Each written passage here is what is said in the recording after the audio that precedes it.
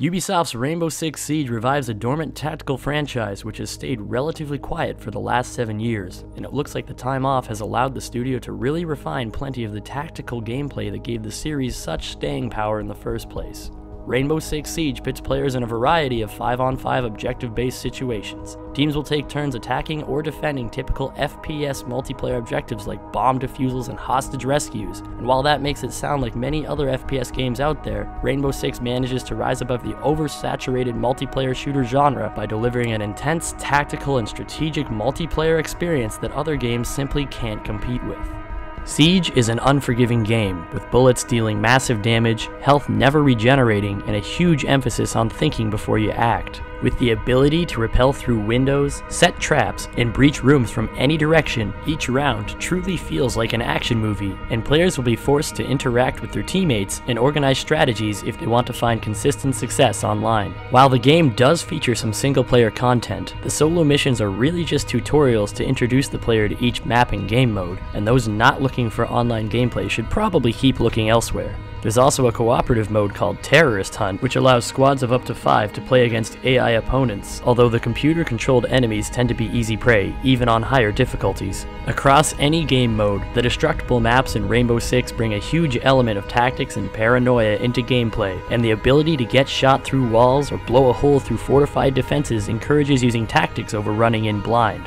Each round begins with the counter-terrorists controlling drones to try and sniff out a hostage or bomb location, whilst the terrorists can use this minute to fortify their own defenses and attempt to stop the other team's drones from discovering where the objective is. This adds a nice element of espionage and planning before the action phase of the round begins and the bullets start flying. Siege features a cast of 20 different characters that are called operators, and each one brings a unique skill to the plate. Many attackers have their own individual way to break through fortified defenses, and in contrast, many defenders have their own distinct traps or gadgets to help them fortify the objective.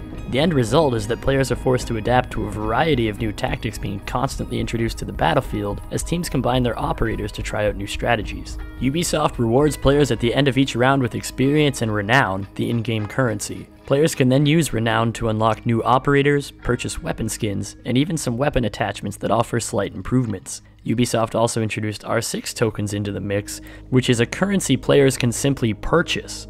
Some items of the store are optionally purchased with these tokens instead of renown, but the average weapon skin costs at least $5 of R6 tokens, so we didn't find any area where R6 tokens seemed like a remotely good deal and not just a blatant money grab. Unfortunately, it looks like several launch week issues have found their way into Siege, including many that carried over from the beta. We ran into several issues partnering up with friends online, and even a few instances of the game not rewarding renown or experience after matches ended.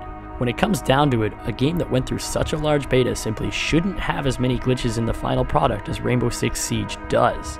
Still, the game brings such an intensely enjoyable multiplayer experience that we found ourselves struggling to put the controller down. Rainbow Six Siege is a highly enjoyable title that will challenge teams to not only communicate with each other, but react to drastically different tactical situations on the fly and as a cohesive unit. Combat in the game is insanely fun, and players will feel like they've really earned each kill they get. The lack of a proper single-player mode is a little disappointing, especially since a hidden multiplayer mission shows that Ubisoft can certainly write interesting backstories to each mission. But the end product is a game with high replay value that will satisfy competitive FPS gamers for countless hours. Rainbow Six Siege is more than capable of carrying on the Tom Clancy legacy, and although it comes with its own problems, it's still one of the best games of the year. Thanks for checking out our review of Rainbow Six Siege. Don't forget to like and subscribe for more gaming content.